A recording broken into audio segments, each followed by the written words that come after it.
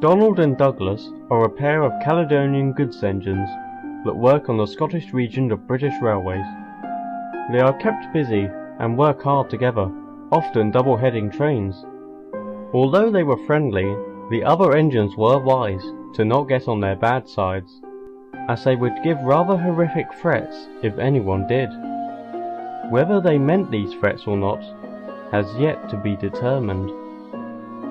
Since the early 50s, diesel locomotives became more common on BR. At first, no one thought much of it. However, over time, they soon realised that diesels weren't just here to improve the railways. They were here to replace. One of these was a Class 42 warship that came from a factory in Barrow.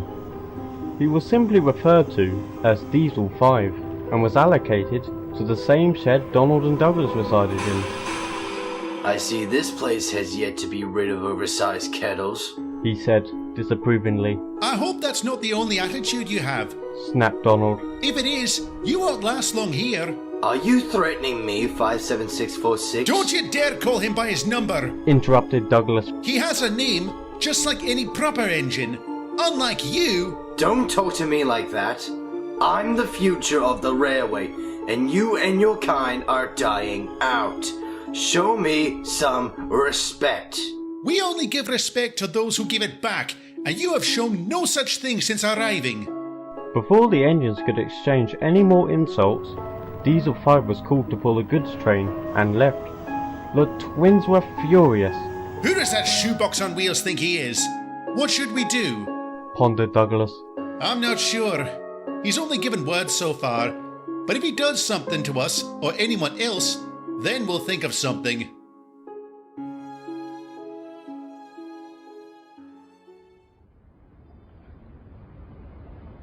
A day went by, and there had been no more confrontations between Diesel 5 and the twins. Unfortunately, this wouldn't be the case for long. Douglas was on a quay at a harbour. He had just delivered some trucks filled with stone, and they were currently being unloaded. Soon they had finished, and Douglas prepared to reverse out of the quay. Suddenly, he felt a bump from behind and began rolling towards the edge. His driver slammed on the brakes, and Douglas screeched to a halt, just as his first pair of driving wheels left the rails. Help! Someone help! Luckily, Donald, who was nearby, came to his aid, and after being coupled up, pulled Douglas to safety. Oh, thank you, Donald. Thank you. What happened, Dougie? Did your brakes fail? No, someone pushed me from behind, but I don't know who did it. Unbeknownst to them, Diesel 5 was watching them, cursing under his breath. Damn, I was so close to getting rid of him. Later, the twins were resting on a siding, still shaken over what happened. Douglas decided to take his mind off it by surveying his surroundings. He noticed a little tank engine sleeping in an open shed. All of a sudden, it was bumped from behind and began rolling down the line towards a quay. Both twins were shocked, and as Douglas watched on, unable to move in time, Donald looked back at the shed. There, standing at the back, was Diesel 5, smirking. Before anyone could say anything, the tank engine rolled towards the edge of the quay and plunged into the deep, cold sea. None of the cranes were long enough to pull the little tank engine from the water, and even though they could call one that was, it would be far too late when it arrived. The engine was lost forever. Donald and Douglas didn't know what to think. On one half, they were sad for the loss of that engine, but on the other hand, they were enraged. So you saw Diesel 5 behind the shed? Douglas asked. Aye, we both heard a bump when that engine began moving. I think we both know what happened.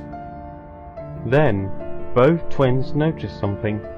On a distant siding, Diesel 5 was watching the sea and all the boat cranes with a massive grin on his face. It was now obvious. He had killed that poor little tank engine, and earlier he tried to do the same to Douglas.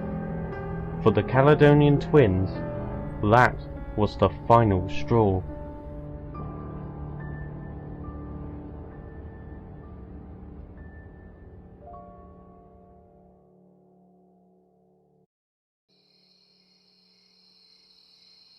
That evening, Diesel 5 was in a goods yard, preparing to leave. He had just delivered a train there, and was currently filling up on fuel. When he finished, his driver entered the cab, and they were on their way. Neither of them noticed a certain pair of engines on a siding, watching them. "It's a shame you weren't able to get rid of that Tinder engine," Diesel 5's driver said. Indeed. I'm sure I'll have another chance.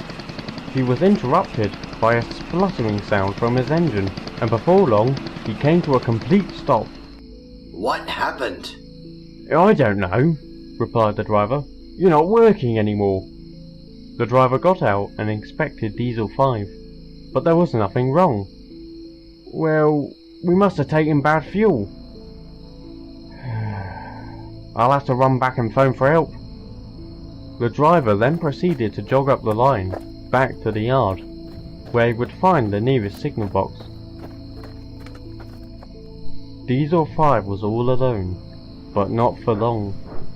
He began to hear the puffing of a steam engine from behind. I was hoping for a diesel to help me, but you're better than nothing. Ow! He cried as he was bumped from behind.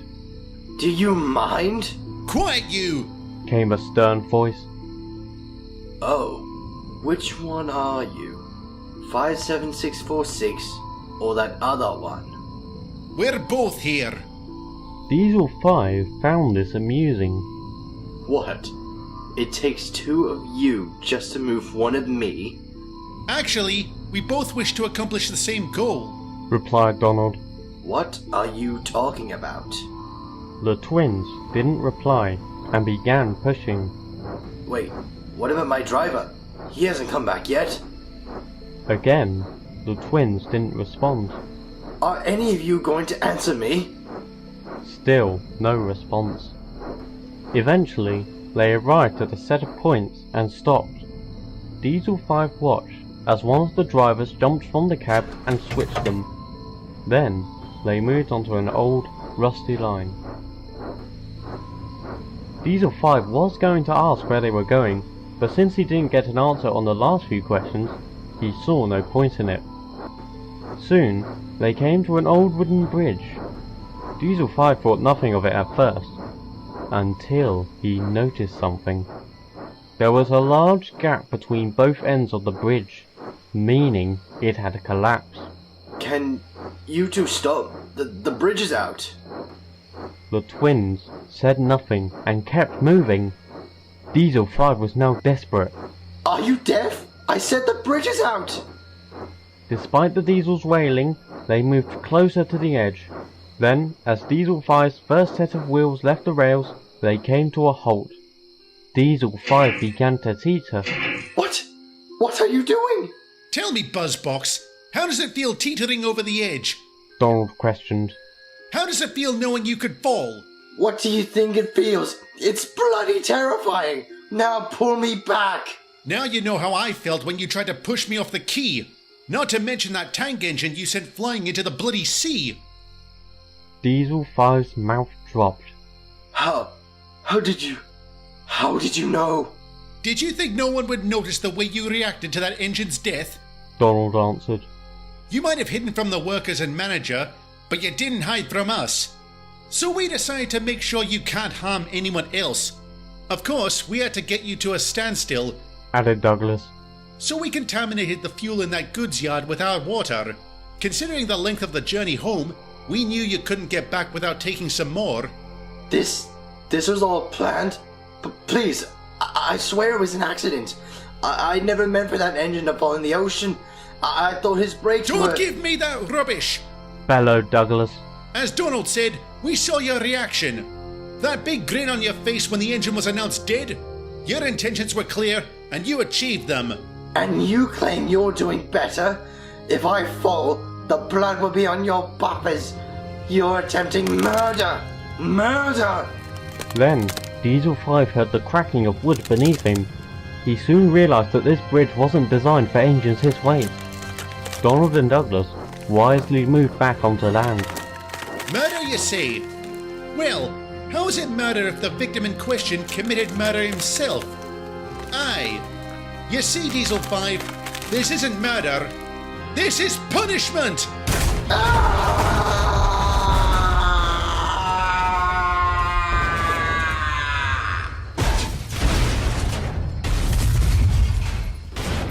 A loud, horrific scream was the last sound Diesel 5 made, as the bridge fell to pieces and he plunged into the rocks below.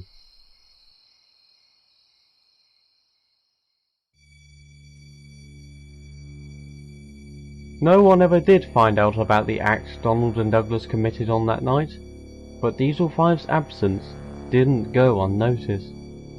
His remains were eventually discovered by a breakdown gang, all of which were taken to crew for scrap. The workmen assumed that the driver left the engine to do something and forgot to put the brakes on properly, resulting in him rolling on his own. That was until the driver himself told them about the breakdown and that it must have been contaminated fuel, which was later confirmed by an inspector. In the end, no one had an answer to what happened to Diesel 5 that night. At one point, he was on the main line, and the next, at the bottom of where a bridge once stood. Shortly after the incident, some shocking details regarding Diesel 5's life on Myuu were recently uncovered.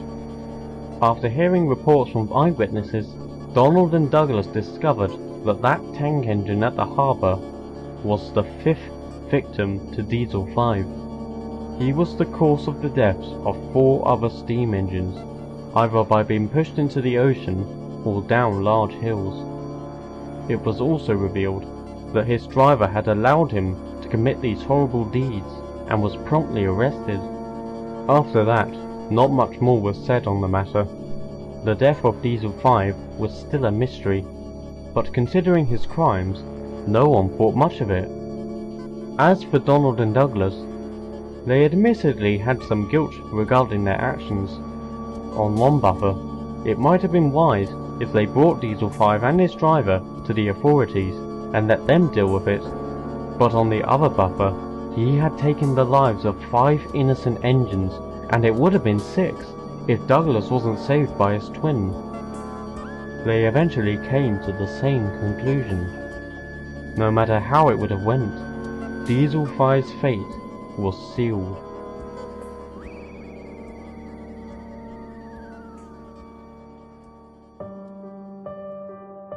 Donald and Douglas remain hard-working to this day, and often work together. Despite their stern attitudes, they do show themselves as good-hearted and are friends to many. However, some engines are quick to warn others. If you ever encounter a pair of Caledonian twins known as Donald and Douglas, whatever you do, do not piss them off.